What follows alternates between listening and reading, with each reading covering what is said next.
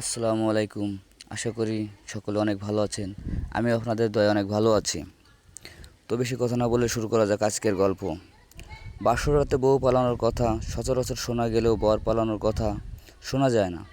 নতুন বর রিফাতকে খুঁজতে খুঁজতে মনীষা যখন পাগলের মতো তাদের রুমের ছোট ছোট ড্রয়ারগুলোতেও সে তার বরকে খুঁজে ছিল, তখন একটি চিঠি দেখে ভয় পায়।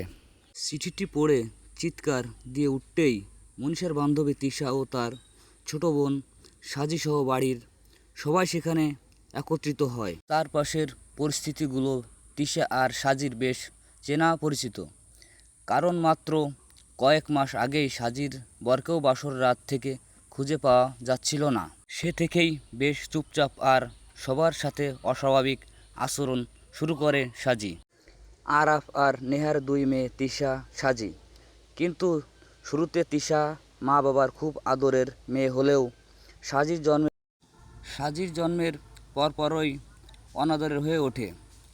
তাকে নানাভাবে তারা অবহেলা করতে থাকে।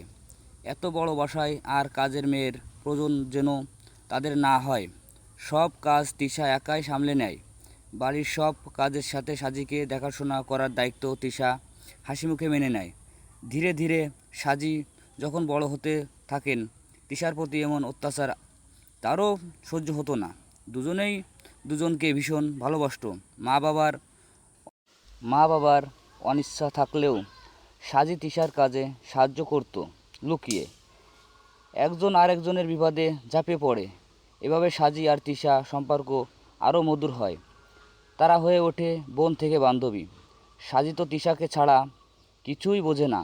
মানসিকভাবে এত ক্ষতিগ্রস্ত হওয়ার পরেও সব কিছু তিশার সাথে খারাপ আচরণ সে করে। পারিবারিকভাবে সাজি আর অসির বিয়ে ঠিক হয়েছিল।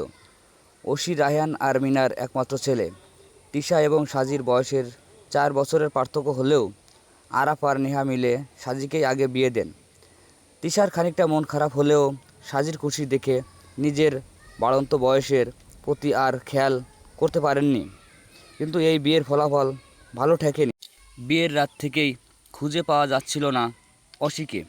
অনেক খোঁজাখুঁজি, পুলিশ, গোয়েন্দা সহ অনেকগুলো টাকা খরচ করা হয় অসিকে খোঁজার পিছনে।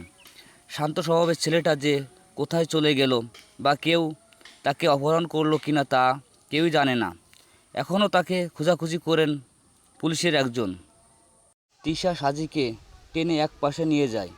দুজনেরই চোখ ভিজা আছে। তিশা নিজেকে সামলে সাজিকে যথাসম্ভব বোঝানোর চেষ্টা করছে সে যা করছে তা মোটেও ঠিক নয়।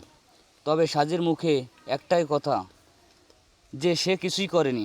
তার এই কথাটি তিশার কাছে নতুন নয়, কারণ সাজি অনেক বিশাল বিশাল কাণ্ড ঘটিয়ে ফেলার পরেও তার মুখে এই কথাটি শোনা যায় সে কিছু করেনি। এই তো কিছুদিন আগে একটি 1 বছর উপলক্ষে বিবাহবার্ষিকী অনুষ্ঠানে গিয়েছিল তারা। সেটা ছিল তাদের দূর সম্পর্কের এক বোনের অনুষ্ঠান। সাজি সেই বোনের বরকে বাথরুমে আটকে রেখেছিল। বাথরুমে আটকে ফেলার সময় তিশা সাজিকে দেখে ফেলে। হাতে নাতে ধরার পড়ার পরেও সাজি বলেছিল সে কিছু করেনি। অন্য একদিন তাদের বাসায় মেহমান আসলে সবার সামনে তাদের একজনকে ইচ্ছে করে সিঁড়ি থেকে ধাক্কা দিয়ে ফেলে দেয় সাজি। তাকে পড়ে যেতে দেখে সাজি বাচ্চাদের মতো হেসে ওঠে আর বলে সে কিছু করেনি। তিশার মনে সন্দেহ জেগেছে মনীষার বর রিফাতকে সাজি কোথাও আটকে রেখেছে কিনা। সাজিকে অনেক জোরাজুরি করেও কোনো লাভ হলো না তিশার। তিশা মনীষার রুমে যেতেই সে লক্ষ্য করে সবাই টাকা গহনা গাটি একত্রে করতে ব্যস্ত। একটি ব্যাগে সব কিছু মিলিয়ে যখন প্রায় 30 লাখের মতো হলো, তখন চিঠিতে লেখা অনুযায়ী ব্যাগটি নিয়ে বাড়ির পাশের ঝোপে ফেলে দিয়ে আসা রিফাতের ভাই।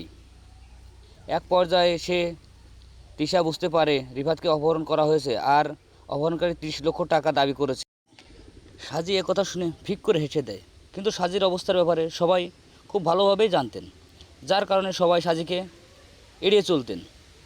ঠিক তখনই পাশে কয়েকজন ছোট ছেলে পেলে দাঁড়িয়ে বলাবলি করছিল, রিফাত আঙ্কেল তো ফোনে কথা বলতে বলতেই ছাদে গিয়েছিল কিছুক্ষণ আগে। দোতলার ছাদ থেকে তাকে কিভাবে অপহরণ করা হলো। সবাই বাচ্চাগুলোকে ডেকে ভালোভাবেই জিজ্ঞেস করে নেয় তারা আসলে কি রিফাতকে ছাদে যেতে দেখেছে কি না। এরপর সবাই আরও একবার ভালোভাবে ছাদে গিয়ে খোঁজাখুঁজি করলো। তিশা পানির ট্যাঙ্কের সামনে দাঁড়িয়ে আছে।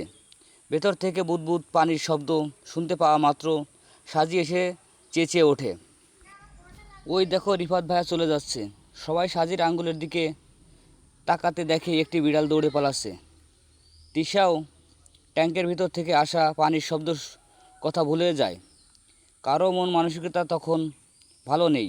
সাজির এমন ব্যবহারে হয়তো তারা বিরক্ত বোধ করতে শুরু করেছে। তাই তিশা মনীষাকে সান্ত্বনা দিয়ে সাজিকে নিয়ে বেরিয়ে পড়ে তাদের বাসার উদ্দেশ্যে। আজ এ পর্যন্ত। গল্পের দ্বিতীয় পার্ট পাবেন পরের ভিডিওতে। গল্পটি ভালো লাগলে রোমান্টিক, ভৌতিক ও ভালোবাসার গল্প পেজটি ফলো দিয়ে পাশে থাকুন। আর ফুল ভিডিও চাইলে রোমান্টিক, ভৌতিক ও ভালোবাসার গল্প ইউটিউব চ্যানেলটি সাবস্ক্রাইব করে চোখ রাখুন, যেন সবার আগে আপনি ভিডিওটা দেখতে পারেন। ধন্যবাদ সকলকে।